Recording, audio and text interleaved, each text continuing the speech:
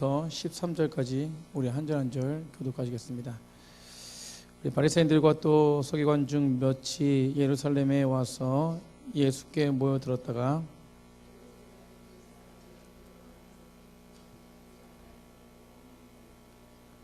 바리새인들과 모든 유대인들은 장로들의 전통을 지키어 손을 잘 씻지 않고서는 음식을 먹지 아니하며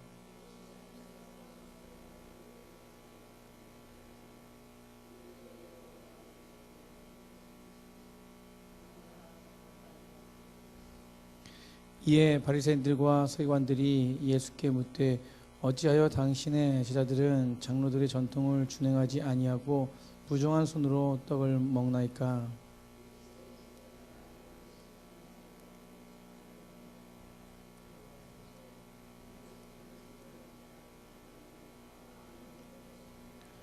사람의 계명으로 교훈을 삼아 가르치니 나를 헛되이 경배하는도다 하였느니라. 또 이르시되 너희가 너희 전통을 지키려고 하나님의 계명을 잘 저버리는도다.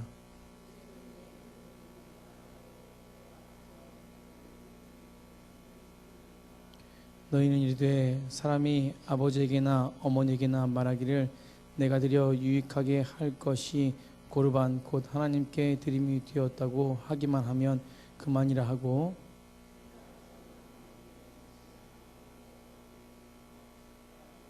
다 같이 하겠습니다. 너희가 전한 전통으로 하나님의 말씀을 폐하여 또 이같이 일을 많이 행하느니라 하시고 아멘. 옆 사람에 인사하겠습니다. 사랑합니다. 오늘 모신 성도님들 사랑하고 축복합니다. 말씀 가운데 주의 은혜를 누리시는 귀한 시간 되길 간절히 축복합니다. 하나님께서는 우리에게 분명히 은혜를 주십니다. 그 은혜를 누리는 자들은 어떤 사람들입니까? 믿음으로 바라보는 자들이죠. 하나님을 믿음으로 바라보시는 귀한 시간이 되어질 때 하나님의 은혜를 체험할 수 있습니다. 오늘 그런 은혜가 넘치는 귀한 시간 되길 간절히 축복합니다. 우리가 삶을 살다 보면 중요한 것을 놓치는 때가 종종 있습니다. 믿음의 사람들도 중요한 것을 놓칠 때가 있는데 중요한 것을 놓치면 안 됩니다, 사실은. 그런데 우리가 가장 중요한 것이 무엇입니까? 하나님의 자녀들이 가장 중요한 것은 예수님과 동행하는 길입니다. 예수님과 24시간 동행할 때 우리가 죄 가운데 멀어질 수 있고 예수님과 24시간 동행할 때 하나님의 생각으로 가득하기 때문에 하나님을 바라볼 수밖에 없습니다. 그렇기 때문에 이 땅에서 정말로 진정으로 하나님의 열매를 맺으며 빛과 소금의 역할을 감당할 수밖에 없는 것이죠. 이것이 가장 중요한 건데 이것을 놓친다면 우리의 믿음 생활은 무너져 버리게 되는 것입니다. 오늘 성경에도요 중요한 것을 놓치는 대화가 등장하는데 바로 누구와 대화냐면 예수님과 바리새인들과의 대화입니다. 사실 바리새인들과 예수님과의 관계는 끊임없이 긴장 관계로 이어집니다. 공간복음서도 마찬가지지만 성경 전체를 봐도 마찬가지예요. 신약 성경 선지 전체를 봐도 마찬가지인데 예수님과 논쟁하고 팽팽한 긴장감을 가지고 있는 것을 볼 수 있습니다. 누구랑 누가의 대화가? 바리새인들과 예수님과의 대화가. 어떻게 그들은 예수님과 관계가 이렇게 불편해졌을까요? 예수님은 바리새인들을 늘 책망하십니다. 바리새인들은 끊임없이 예수님과 논쟁합니다. 그리고 예수님을 도발하죠. 이런 모습으로 계속 대화가 끊임없이 되어지고 있는 것이 신약 성경의 바리새인들과 예수님과의 관계입니다. 왜 그들은 관계가 이렇게 불편해졌을까요? 그것은 오늘 서두에도 말씀했듯이 바리새인들이 중요하게 생각하는 것이 예수님과 달랐기 때문입니다. 우리 따라하겠습니다. 바리새인들이 중요하게 생각하는 것이 예수님과 달랐다는 것이죠. 그것이 무엇인지 오늘 본문을 통해서 좀 살펴보겠습니다. 먼저 바리새인들이 중요하게 여겼던 것이 있습니다. 그것이 무엇입니까? 우리가 오늘 본문 잘 알겠지만 바리새인들이 무엇보다 중요하게 여겼던 것이 있는데 그것은 바로 율법의 행위를 중요하게 여겼다는 것이에요. 행위는요 자신의 의지를 가지고 행하는 것을 말합니다. 그러니까 자신의 뜻을 가지고 자신의 의지를 가지고 모든 것을 이루는 것을 말하는 것이에요. 그런 이유를 가졌던 것이 누구냐면 바로 바리새인들이었다는 것입니다. 그러다 보니까 그들의 행위가 열심을 지나쳐가지고 성경 외에 또 다른 자신들이 만드는 인간이 만드는 전통을 만들었다는 것입니다. 그게 바로 오늘 본문에 나오는 장로들의 전통이라는 것이죠. 우리 바로 3절 보겠습니다. 3절. 오늘 본문 3절에 바리새인들과 모든 유대인들은 장로들의 전통을 지키어 손을 잘 씻지 않고서는 음식을 먹지 아니하며. 무엇을 만들었습니까? 장로들이 행하는 전통을 만들었습니다. 이것은 인간이 만든 것입니다. 성경 말씀이 아니고 그들이 말씀을 잘 지키기 위해서 그들의 생각과 인간의 생각으로 만든 것이 바로 뭐냐면 장로들이 따르는 전통이라는 것입니다. 그런데 이러한 장로들의 전통이 너무 중요하게 생각하여 그들이 그걸 지키기 위해서 그들이 했던 것은 뭐냐면 바로 말씀의 행함이 아니라 행위적인 믿음의 모습이었다는 것이죠. 그들은 이 말씀을 지키기 위해서, 이 전통을 지키기 위해서 행위적으로 계속해서 반복해서 나아가고 있다는 것입니다. 그래서 오늘 본문에 어떤 모습이냐면 예수님의 제자들이 부정한 손으로 무엇을 먹었습니까? 떡을 먹었습니다. 이 떡을 먹는 모습을 보고 바리새인들이 그것을 보고 뭐라고 얘기했냐면 3절에 부정한 손, 우리는 안 씻는 손으로 떡을 먹지 않는데 어떻게 예수님의 제자들은 안 씻는 손으로, 더러운 손으로 떡을 먹냐, 이렇게 시비를 거는 것입니다. 이것이 누구의 전통이라고요? 장로들의 전통이었습니다. 성경에 말씀하신 건 아니라 장로들의 전통이었다는 것이요. 근데 그걸 보고 시비를 걸고 있습니다. 우리 그 원래 정결 규례, 손을 씻는 것은 누구를 위한 것이냐면 구약 성경에 제사장들을 위한 것입니다. 그들이 성막에 나아갈 때 제사를 드릴 때요, 물두멍에 손을 씻고 정결하게 행하는 정결 예식으로 그들에게 하나님께서 주신 예식이라는 것이에요. 그런데 원래 이 처음에 하나님이 주신 이 전통은 무엇이냐면, 이 예식은 무엇이냐면 바로 제사장들에게 주신 것인데, 그럼에도 불구하고 이것이 좋다 보니까, 이것이 좀 행하는데 좋다 보니까 그들이, 바리새인들이 자기네 전통으로 만들어 버렸다는 거예요. 더 나아가서 이것이 그냥 손만 씻는 전통으로 만든 것이 아니라 더 좋으니까, 더 행하기 좋고 말씀을 지키기 더 좋으니까 더 나아가서 그릇까지 씻어버렸습니다. 오늘 4절 보십시오. 4절에 뭐라고 하냐면, 또 시장에서 돌아와서 물을 뿌리지 않고서는 먹지 아니하며 그 외에도 여러 가지를 지키어 오는 것이 있으니 잔과 주발과 녹그릇을 씻음이로라. 이제 손 씻는 걸로 부족해서 뭐까지 씻어요? 모든 그릇까지 씻는 것이. 이것이 말씀이 아니라, 성경에 나온 말씀이 아니라 장로들의 전통이었다는 것입니다. 그래서 이들은 본인들이 손 씻을 뿐만 아니라 그리고 다른 사람들도 당연히 손을 씻어야 된다는 법을 정했다는 것이죠. 그리고 제자들이 손을 씻지 않고 떡을 먹으니까 화가 나서 견딜 수가 없다는 것이요. 왜 손을 씻지 않고 먹느냐. 그래서 오늘 예수님과 대화, 예수님께 쏘아붙이는 장면이 오늘 7장의 모습이라는 것입니다. 사랑하는 성도님들, 오늘 모이신 분들 다 아실 것입니다. 그러나 하나님께서 손을 씻으라고 왜 그러셨습니까? 왜 하나님은 제사장들에게 손을 씻으라고 하셨습니까? 손을 물로 씻으면 하나님 앞에 깨끗해집니까? 하나님이 손을 씻으라고 한 것은 우리의 청결 상태가 더러워서 청결을 위해서 그렇게 만드신 건가요? 아니라는 것이죠. 하나님의 손을 씻으리라고 말씀하신 이유는 바로 우리 마음을 보시기 위한 것이었다는 것입니다. 하나님의 손을 씻고 그리고 제사를 드리라는 것은 우리 마음을 깨끗하게 하라는 것이었습니다.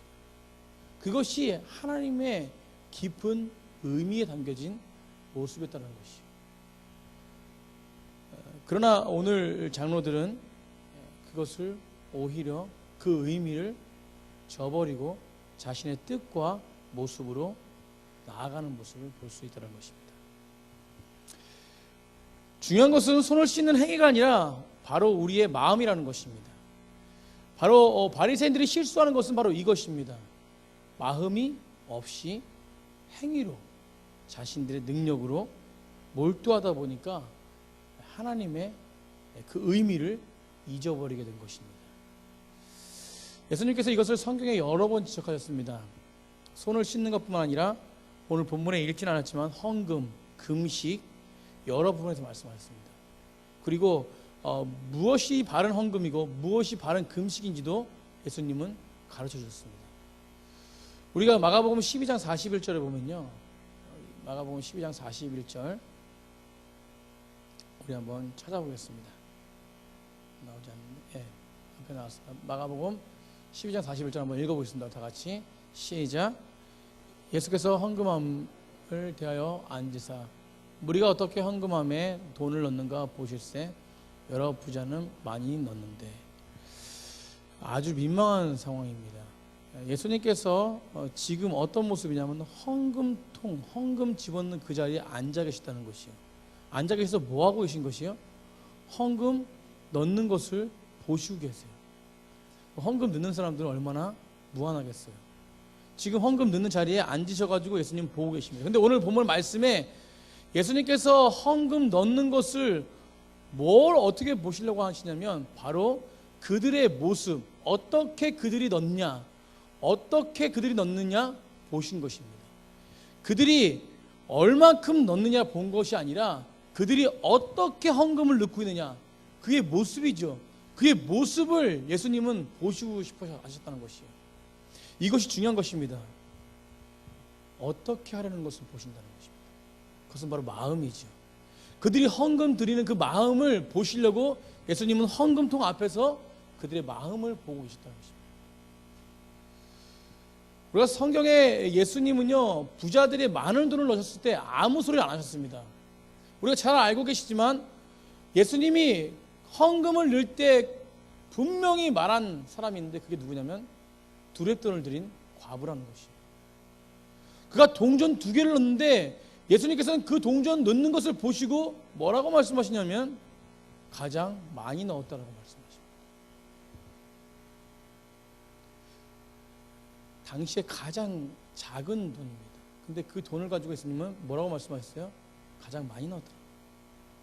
왜 그랬습니까? 동전 2개뿐이 안 넣었는데도 많이 넣었다. 그것은 과부의 마음이 예수님께서 보시기에 합당했다는 것입니다. 예수님이 가장 보시는 것은, 바로 하나님이 가장 중요하게 보시는 것은 무엇이냐면 우리들의 마음이라는 것이에요. 이 시간에 우리의 마음도 보십니다. 어떤 눈으로, 어떤 마음으로 하나님 말씀을 듣고 있는지 우리의 마음을 보세요.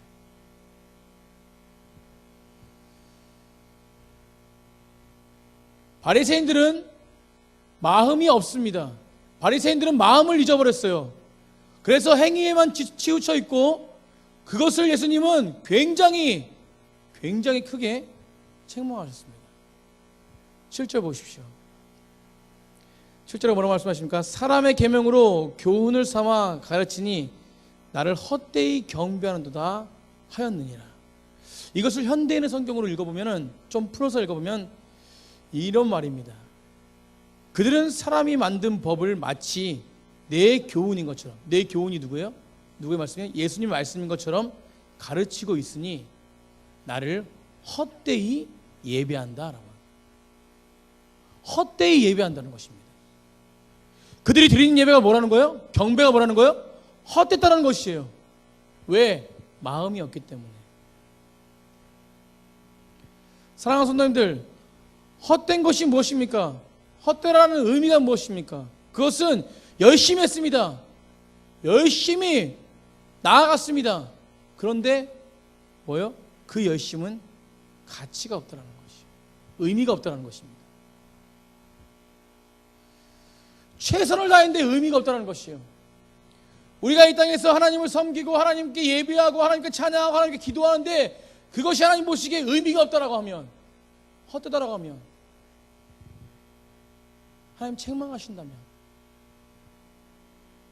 얼마나 슬프겠습니까? 그리고 왜 그것이 의미 없는지를 6절에 설명하십니다. 뭐라고 설명하십니까? 6절 보십시오. 이르시되 이사야가 너희 외식하는 자 그에 대하여 잘 예언하였도다 기록하였으되 이 백성이 입술로는 누굴 공경해요? 나를 공경합니다. 예수님을 공경해요. 마음은 내게서 멀었다는 것입니다. 의미가 없는 것은, 헛되다는 것은 바로 외식한다는 것이에요. 마음이 없다는 것입니다. 입술로는 고백하지만 그 마음은 뭐예요? 시커멓다는 거예요. 모습은 하나님 말씀 잘 듣고 행한다라고 하지만 그 마음은 뭐예요? 믿지 않다는 것입니다. 이것이 바로 외식하는 자의 모습입니다. 외식하는 것은 마음이 따라오지 않는 행위라는 것입니다. 그것을 누가 행하고 있냐면 지금 바리새인들이 그렇게 행하고 있다는 것이에요. 자기 자신의 뜻대로 만들어버렸습니다. 우리 마음의 밭을 예수님 이미 비유하시지 않습니까? 마음의 밭을 뭐라고 비유하셨습니까? 어떤 마음은 돌짝밭, 어떤 마음은 가시덤불, 어떤 마음은 길가. 근데 어떤 마음은 또 뭐가 있습니까? 옥토밭이 있어요. 사랑하는 성도님들, 오늘 말씀을 듣는데 우리의 심령이 무슨 밭입니까? 우리 마음에 옥토밭이 되어야지만이 우리가 30배, 60배, 100배의 열매를 맺을 수 있습니다. 그 열매는 우리 심령 가운데 하나님의 역사가 나타날 수 있는 능력이 되어진 열매죠. 오늘 말씀 듣는 마음이 옥토밭이 되셔야 돼요. 어떤 말씀이 임해도 그것이 하나님의 역사를 이룰 수 있는 능력이 되어져야 됩니다. 그것은 그 마음밭이 옥토밭일 때, 그럴 때 하나님 역사하신다는 것이죠. 그래서 우리는 이 시간에 정말로 우리가 예배 가운데 나가는 것이 육체적으로 피곤하지만 그럼에도 불구하고 우리 마음은 하나님을 향해 나가고 있는가, 그것을 우리는 점검해 보셔야 된다는 것이에요. 손을 씻는 것이 중요한 것이 아닙니다. 왜 손을 씻어야 되는지 그 의미가 중요한 것이에요.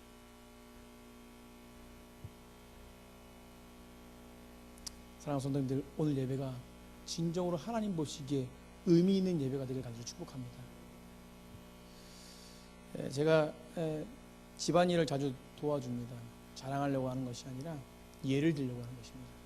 제가 집안일을 잘 도와주고, 오늘도 제가 바쁘지만 짬을 내서 이제 와이프를 기뻐하게 해주려고 사랑하는 마음으로 집에 가서 빨래를 했어요. 이불 빨래를 했습니다. 굉장히 힘든 이불 빨래를 빨았습니다. 아내를 사랑하는 마음으로 우렁각시처럼 하고 나왔어요. 짬을 내서. 그런데 이준 사모가 그렇게 알고 나서 굉장히 고마워하더라고요. 오늘도 굉장히 기뻐하고. 근데 제가 이준 사모한테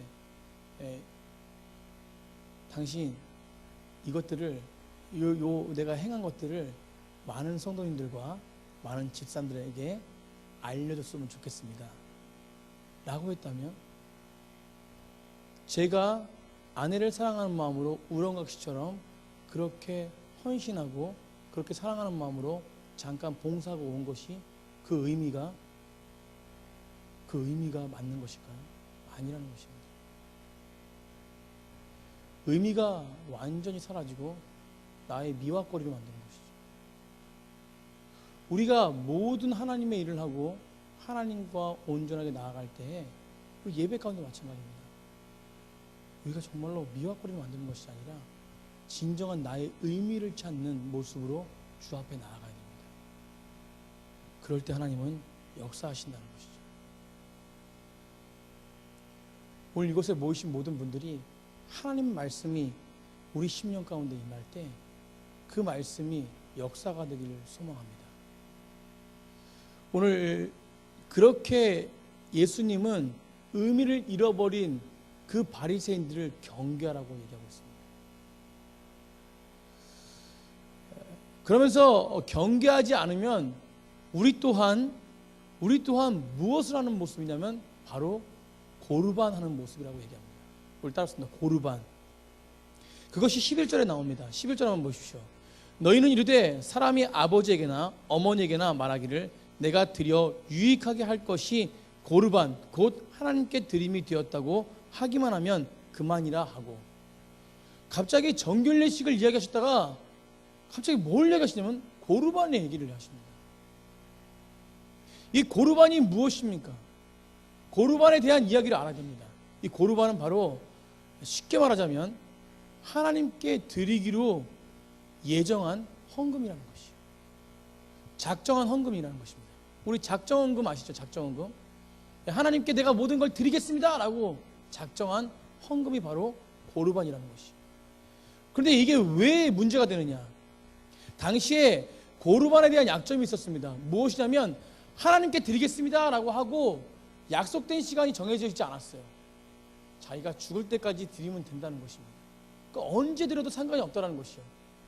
그렇기 때문에 그 약점이, 문제가 바로 기한이 없다는 것이에요.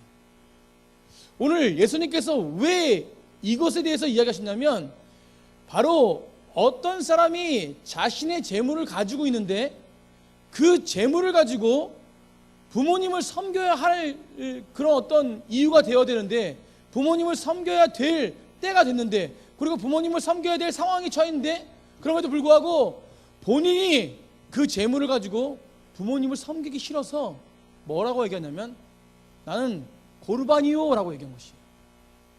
자, 쉽게 말해서 뭐냐면 부모님께 재물을 쓰기 싫어서 나는 고르반입니다 라고, 모든 재물을 고르반하겠습니다 라고 선포하는 것입니다. 자, 이게 어떤 의미냐면, 보세요. 고르반이다 라고 얘기하면 이게 다 누구 것이 됩니까? 하나님 것이 되는 거예요. 그렇기 때문에 이 모든 것이 다 하나님 것이기 때문에 이제 나는 부모님께 드릴 재물이 있다 없다? 없다라는 것이. 자, 또 의미에서 이것이 기간이 정해져 있습니까? 기간이 정해져 있지 않습니까? 안 정해져 있어요. 고르반이라고 고백만 하고 자기 혼자 흥청망청 써도 상관없습니다. 그리고 또 부모님 섬기려고 자기 재물이 빠져나가지 않고 일석이조예요. 그죠?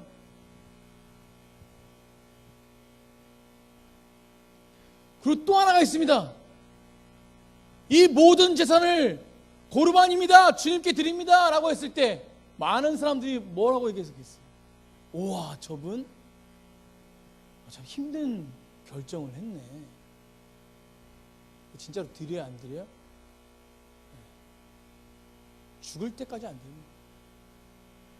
부모님도 죽을 때까지 섬기지 않고.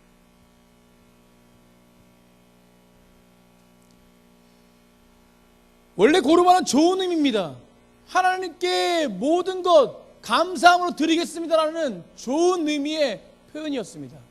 그런데 이 좋은 의미를 그들은 희석시키고 있다. 의미를 뭐요? 바꿔치기 한다. 누구의 유익대로? 자신의 유익대로.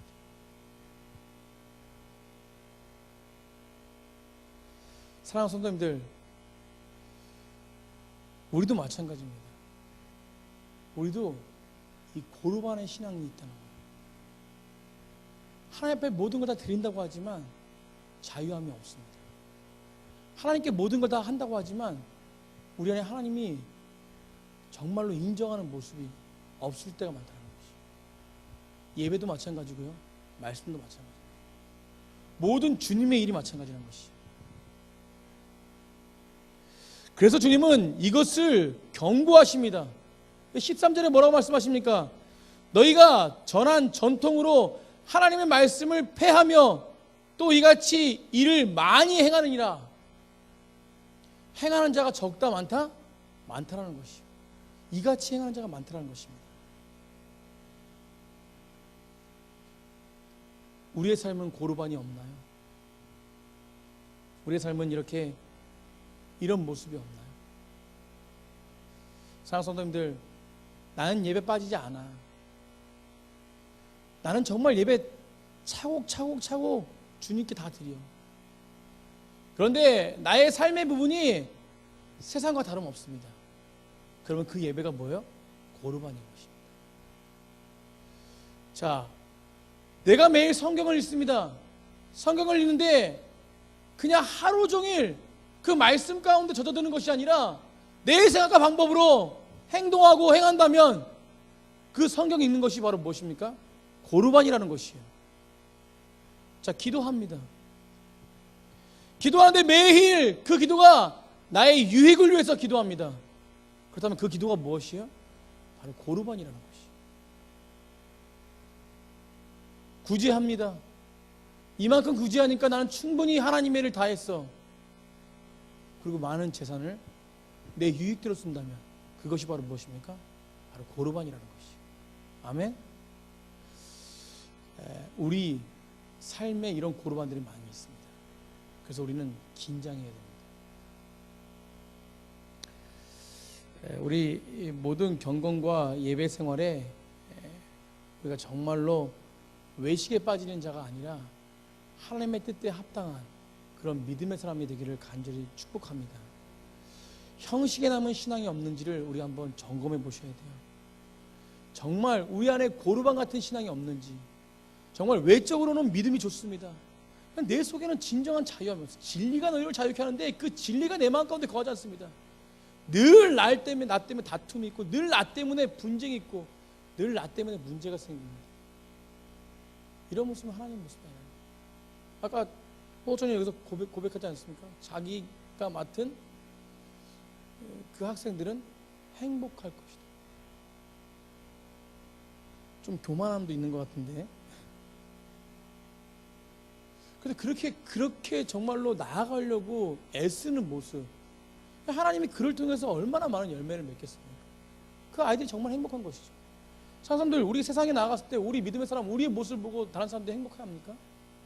우리의 모습 보고 혹시 손가락질하지 않습니까? 그래서 우리 교회가요, 행복한 교회가 되어야 됩니다. 우리 보십시오. 하나님이 기뻐하시는 교회, 사람이 뭐하는 교회? 행복한 교회. 그래서 우리가 지금 이제 그 버스 우리가 25년 생겼지 않습니까? 거기에 문구를 생각하면서 고민하다가 정한 문구가 있는데, 그게 뭐냐면 넘치는 교회, 행복의 시작. 별로 안 좋으신가 봐요. 네, 그래서 송지사님이 지금 작업하고 계신데, 저희 차들은 무조건 넘치는 교회, 행복의 시작. 행복한 사람들은 스마일하죠. 늘 웃어요. 그런데 많은 사람들이 뭐예요? 손가락질한 자가 아니라 많은 사람들 기쁘게 할 수밖에 없는 자라는 것이. 사람들 말씀 들을 때 기쁘십니까? 우리 말씀 들을 때, 말씀 전할 때 기뻐야 돼요. 그러니까 듣는 자나 전하는 자나 모두 기뻐야 됩니다. 그게 하나님의 우리 심령 가운데 하나님의 임재가 거한 것이에요. 하나님의 임재가 임한 것입니다. 그때 성령의 역사하시는 거예요. 제가 말씀을 준비하면서요, 제가 최근에 저번 주에 정말 2시간 반 동안 예배를 드리는데요, 찬양 시작서부터 끝까지 눈물을 흘리면서 예배를 드렸어요. 정말 감격이, 엄청난 감격이 있었습니다. 그런데 제가 최근에 그런 예배를 드릴 때 그런 감격이 있었고, 또 물론 우리 교회에서 예배 드릴 때도 물론 감격이 있습니다. 근데 과거에 제가 정말로 어떤 때 감격이 있었나 생각해 보니까, 군대에서 예배 드릴 때 굉장히 감격이 있었어요. 제가 훈련소에 입소를 했는데, 그런데 훈련소를 들어가면 약 한 달 동안은 예배를 참석을 못해요. 한 달 동안은 무조건 군사 훈련입니다. 그러고 나서 이제 종교 활동을 하기 위해서 4주가 지난 다음에 예배를 들어가요. 근데 그때는 그렇게 믿음도 좋지 않았어요. 근데 왜 이렇게 4주 동안 예배를 드리고 싶은지 제 마음 가운데. 그러면서 그날 이제 종교 그 활동을 하러 이제 가는데, 군복을 입고 여기 그 4주 차니까 짝대기 4개거든요. 처음 예배 드리러 가는 거예요. 막 가는데, 막 뛰어가는데도 막 숨이 가쁘지 않아요. 막 군화를 신는데도 정말 행복한 것이에요. 감격 때문에. 그런 마음이니까 마음으로 갔어요. 가니까 들어가자마자부터 눈물이 뭐예요? 펑 터지기 시작해서 그때부터 끝까지 눈물이 터져요. 근데 그때 앞에서 그 준비하면서 찬양 드리는 그 찬양이 뭐였냐면, 주의 자비가 내려와 아시죠? 헤이호 주의 자비야. 그 댄스곡이 춤추면서 치는 거거든요. 그런데 저는 그 주의 자비가 그렇게 슬픈 곡인지 몰랐어요. 그때 알았어. 눈물이 막 그냥 앞에서 그냥 계속 흘리는 거예요. 나만 눈물 흘리고 있냐, 옆에 보니까 옆에 군인들도 다 눈물 흘리고 있는 거예요. 그래, 그 마음이 얼마나 예배를 드리고 싶었으면. 믿음이 적고 차이가 아니라 예수님 믿는 사람으로서 정말 고난과 아픔과 역경 속에서 하나님을 바라보려는 정말 그 힘을 얻고 싶은 그 마음. 그 마음이 진정으로 그냥 마음을 다해 나아가니까 들어가기 전부터 눈물이 흐르고 끝날 때까지 콧물이 흐르고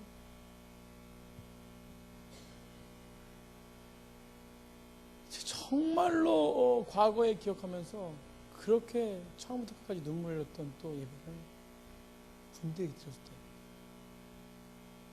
그렇다고 여러분 예배 드릴 때 뭐 눈물을 흘려라라는 게 아니라 우리가 마음의 눈물을 흘리며 감격의 눈물을 흘리며 주 앞에 나아가야 될 줄 믿습니다. 하나님은 그것을 우리에게 오늘 말씀에 지적하고 계신 거예요. 손을 씻는 정결 예식을 통해서, 그들이 만든 장르의 전통을 통해서, 그것이 외식하는 자고, 그것이 입술에 고백만 하는 자고, 그것이 고르반, 하나님께는 다 드렸다고 얘기하지만 결과적으로 자기의 유익을 위해서 사용하는, 하나님이 자기의 유익이 되어버린 거예요.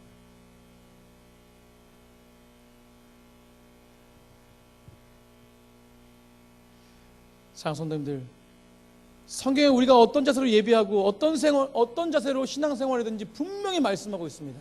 마태복음 22장 37, 38절에 예수께서 이르시되 내 마음을 다하고 목숨을 다하고 뜻을 다하여 주 너희 하나님을 사랑하라. 이것이 크고 첫째 되는 계명이라고 말씀하셨습니다. 마음을 다하고 목숨을 다하고 뜻, 머리를 다하고, 그렇게 올려드리는 거예요. 마음과 목숨과 뜻을 다해서. 그럴 때 하나님과 온전한 관계를 맺을 수 있다는 것이죠. 요엘서 2장 13절에 뭐라고 말씀하시냐면 너희는 옷을 찢지 말고 마음을 찢고 너희 하나님 여호와께 돌아올지어다. 마음을 찢으래.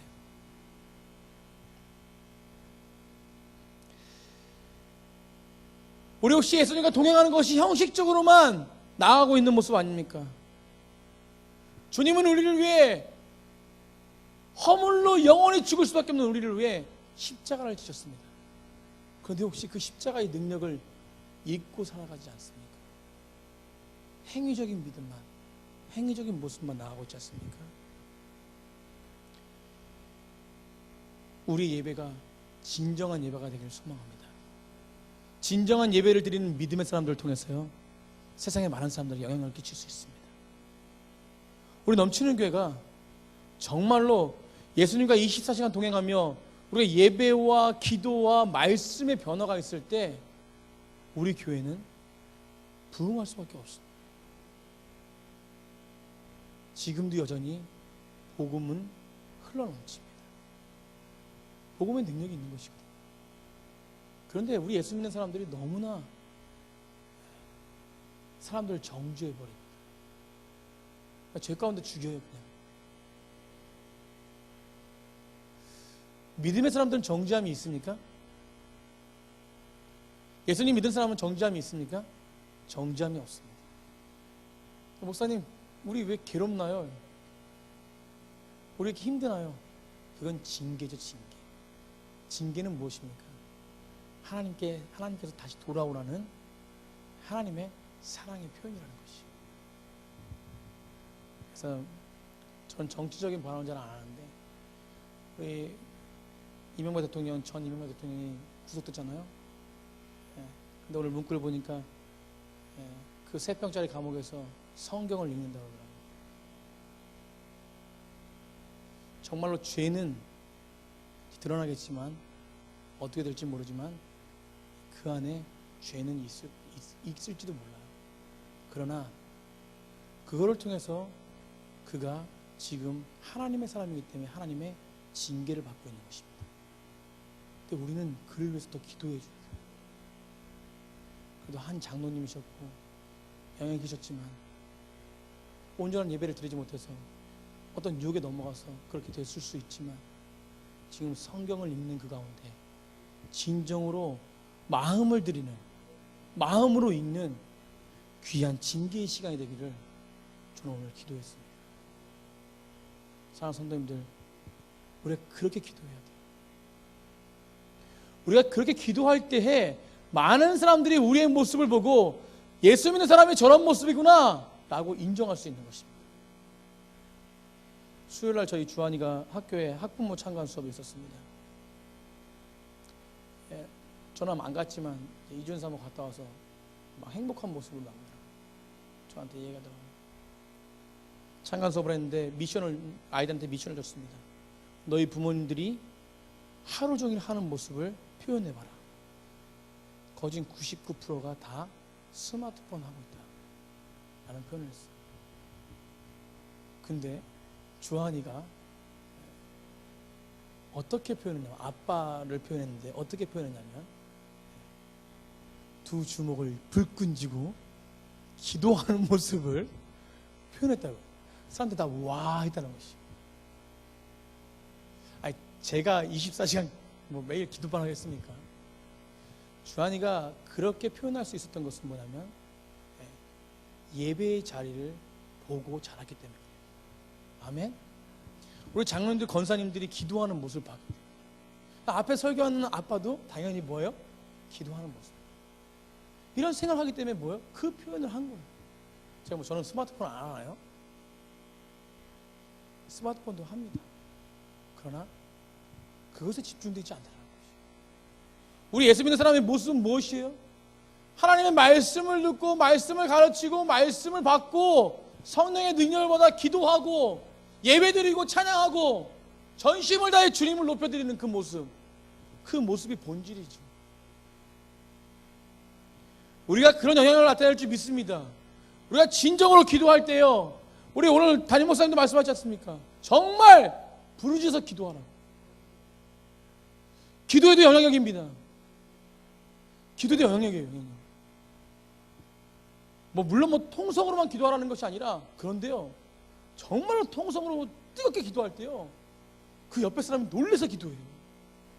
그 옆에 사람이 놀라서 기도할 때 또 옆에 사람이 놀라서 기도해요. 그렇게 기도하다 보니까 막 주님과 관계가 막 가까워져요. 막 성령의 역사하심이 나타납니다. 사랑하는 성도님들, 우리 넘치는 그 기도가 살아야 될 줄 믿습니다. 제가 저번 주일에도 말씀드렸지만 기도가 살아야 돼요.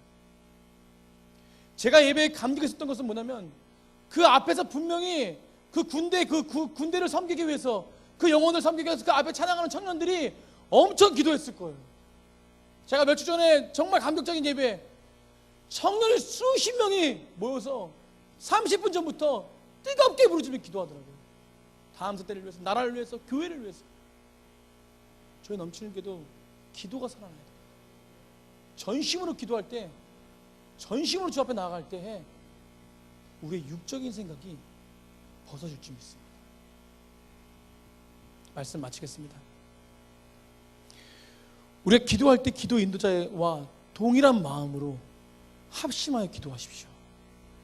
대표 기도하시는 분, 저분의 기도가 나의 기도인 것죠. 똑같이 동일하게 아멘 하십시오. 우리가 말씀 들은 거 선포하는 자만 은혜 받고 나가는 것이 아니라, 저 말씀이 내 말씀이다 믿고 아멘하며 행동하십시오. 그럴 때 하나님이 응답하시고 하나님이 역사하십니다. 그렇게 나아갈 때 성령의 역사를 체험할 수 있는 것이죠. 그렇게 기도할 때 우리의 육적인 생각이 싹 사라져요. 오늘 그런 능력이 우리 10년 가운데 있길 간절히 축복합니다. 성령의 역사가, 성령의 능력이, 성령이 주장하는 마음이 우리 10년 가운데 함께하길 축복합니다. 그러기 위해서 우리는 목숨을 다하고 정말로 뜻을 다하고 주 하나님을 온전하게 사랑하는 마음으로 나아가는 것이 중요하다는 것이. 내 안에 헛된 외식의 마음이 없는지를 살펴보십시오. 그리고 그런 헛된 마음에 외식이 있다면 주 앞에 회개하시기 바라요. 그럴 때 하나님의 성령의 능력이 임할 것입니다. 형식만 남아있는 고르반 같은 신앙이 아니라 주님이 원하시는 뜻 가운데 서서 주의 복을 누리시는 믿음의 백성들이 되기를 간절히 축복합니다.